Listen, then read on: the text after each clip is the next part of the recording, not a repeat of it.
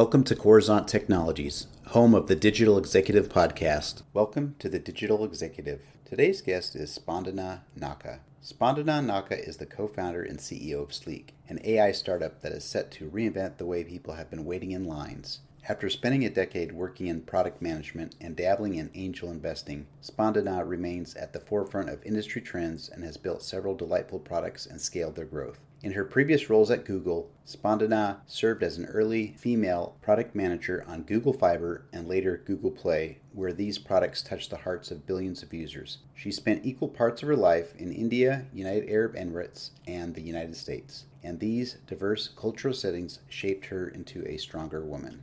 Well, good afternoon, Spandana. Welcome to the show. Hi, thanks for having me. Awesome. Thank you for joining. And I know sometimes in your busy schedule, you got to break away and get on the microphone and say a few words. So I appreciate that, Spandana. So let's jump into the questions here. You've got quite a career being a product manager, board member, and now you're the CEO of Sleek. Could you share with our audience the secret to your career growth and what inspires you? Sure. I would say, looking back, let's say 10 years ago, I came to the US to go to school. I was fortunate to land in the right place, Silicon Valley's Stanford University. My career took off. I was a PM at Google. I think being on the right team with the right managers really helped me. I was initially part of Google Fiber and was one of the early hires. I think I was product hire number 3. And the team was mainly engineers, about 100 of them, and it was pretty much herding cats. I got to learn a lot, especially in that role, launching a product from 0 to 1. And further along, my career was at Google Play, where I was seeing this $1 billion plus product with billions of users and pretty much moving like a slight, tiny 0.01% did a lot to the revenue. So going through those experiences of early product to late stage product, as well as I dabbled in angel investing. So that exposed me to the world of startups. And I would think like constantly learning, being curious, and leveraging mentors was what really helped me. Thank you for sharing that. That's amazing. Your story, your journey, coming to the US, jumping in early, rolling up your sleeves and learning so many different things around life in the Silicon Valley, basically, right? And how investing, startups, and technology works. So I appreciate your story on that. I really do. Spandana, as you know, everybody globally has had to make major shifts to adapt to this new normal and the pandemic. Could you share with us what you're doing to help your organization stay relevant in this economy? Sure.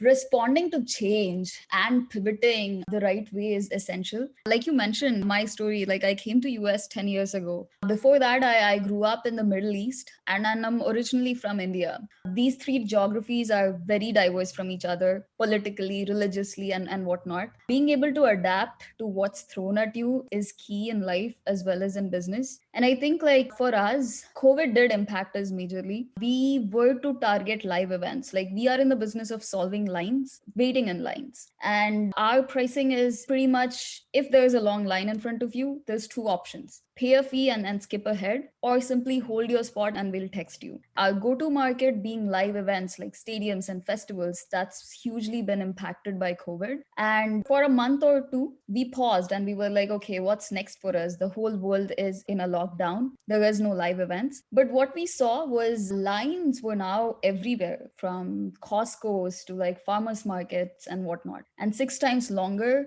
given 6 feet of social distancing. So what we did was we did not pivot our technology or product, but simply pivoted our go-to market and leveraged channel partners, tried to get into as many businesses as possible, leveraging these, and currently are serving more than 20,000 essential businesses, from food trucks to COVID testing centers to farmers markets. And that's been our journey since March of this year.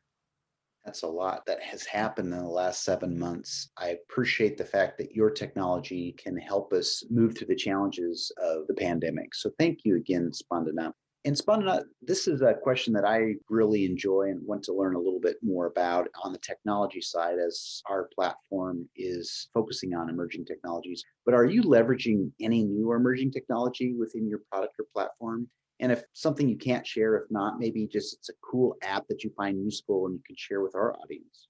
Sure, I would say yes and no to that question. Both probably yes. Technology again is our core IP, and the more data we have, I think that's better how our algorithms work. But a couple of different data sources we leverage is at any business with a working Wi-Fi, we can detect the number of smartphones that are capable of connecting to the Wi-Fi, not connected but capable. And with that, we assess how crowded is this business, what the wait times are likely to be, and then that gives us a score. And then we also leverage other on-site hardware such as, let's say, a security camera feed or point of sale solution. If there's a cashier and there's transactions happening, we have access to that data as well. So adding all of these data like sources together and coming up with an accurate wait time, similar to how Uber and Lyft tell you, like the wait time is down to minutes, 17 minutes or so. And based on that, and taking other factors like the weather, the time of the day, how crowded this place is actually, or can you walk 50 feet and get a service elsewhere? Taking that into account, we compute a price, which is similar to Uber search price again. And we give the user two options. It's like, okay, the wait time right now is likely to be 17 minutes. We will text you in 17 minutes and that's free of cost. Or 25 cents is the price you pay to skip ahead. So that's what is provided to the end user. And it's sleek,